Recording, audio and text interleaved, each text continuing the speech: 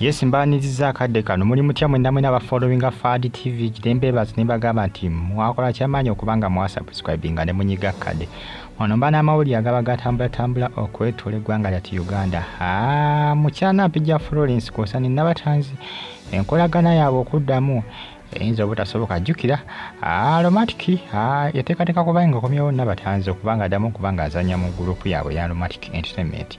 Nabatanzi tabagamba nti yabadde mu group ya Jungle Productions ya Multi Choice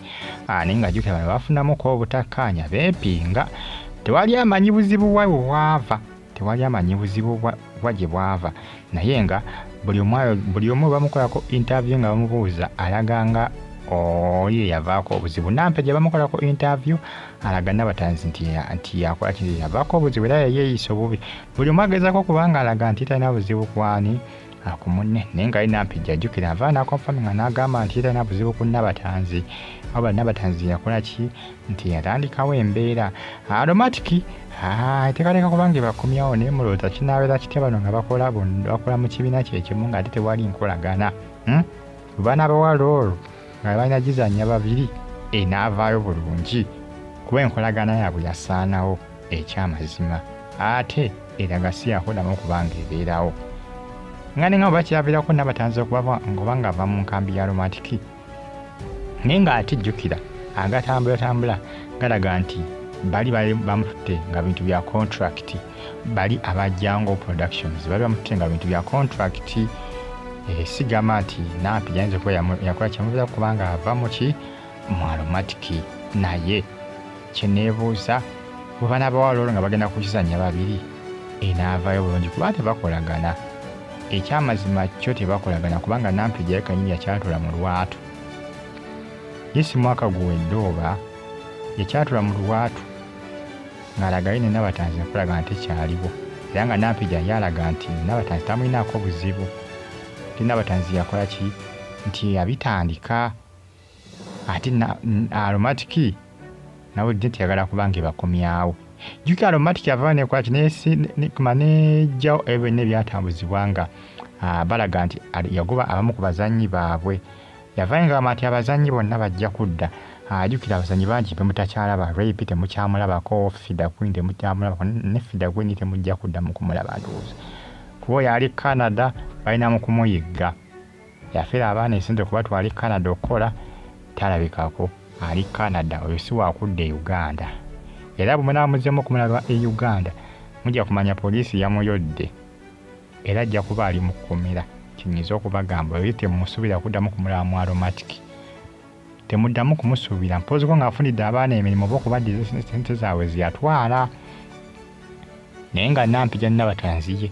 essuubi ddyo weeriri okuddamu okubanga mukola ki mubalaba ne Rape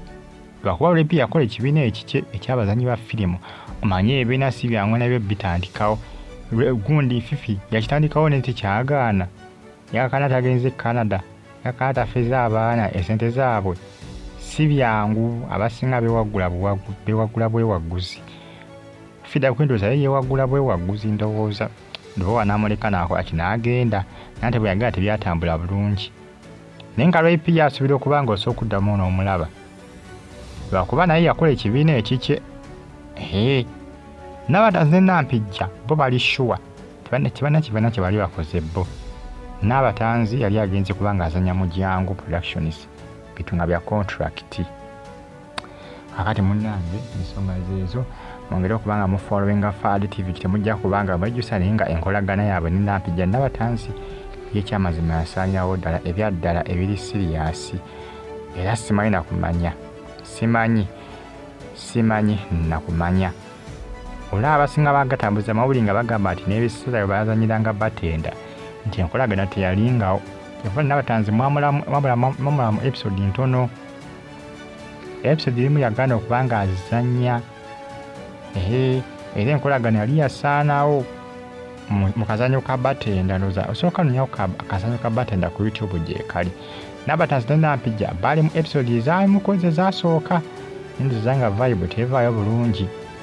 Nabatanzi nakola ki n'agivaamu batenda seri Nampijja nakola ki n'agisigalamu era episode ezasembayo zonna Nampijja yazirimu yekka, Nabatanzi nga yakola ki nga takya futuringamu lwabutakola ki lwabutakolagana. Kaakati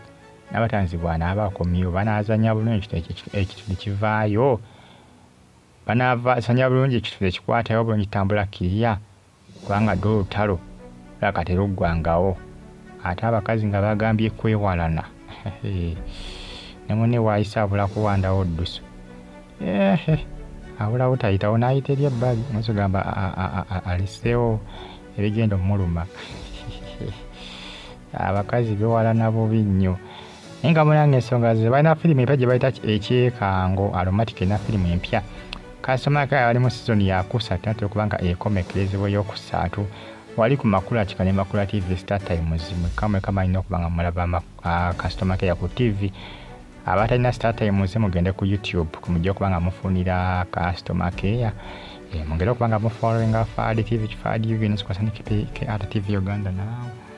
Temujja kubanga mugisa updates simba nazo each and every single day. Mbebaza mwena abanfollowinga, abalike, abakomentinga nti mwakola kyamaanyi. Bamuyita Dawana Nabatanzi kosane Nampijja Florence. Binagwirawo binakomawa olutalo wakati waabwe binagwirawa lunagwa lutya, kubanga ebintu byo byongera kubanga bitabuka butabusi. Aromatic yagala kubazza enkolagana yasaanawo oba kyava ku ki. Manyi omu yali agamba nti munne yayitamu wakitiibwa, Nampijja alaga Nabatanzi yayitamu wakitiibwa ng'amucyungacyunga. N'agamba owaali sijja kubeera na muntu ancyungacyunga, bagamba nti we bwava obuzibu. Nabatanzi yacyungacyunga nga Nampijja, ali nga Nampijja nga mukazi musirisi. N'agamba owaali sijja kusirika nnyo ncyunge atuuke n'okunninnya mu kamwa. Guba mukwano gusaanewo gusaanawo gusaanewo, saagala kunjooga. Gamba munnaaye byebyo bitambula kadde kano ku social media, naye nga mubasuule muyinza okuddamu ne mbalaba mu nkambi ya Aromatic. Bagita Fadi TV ogi mbeera bulungi.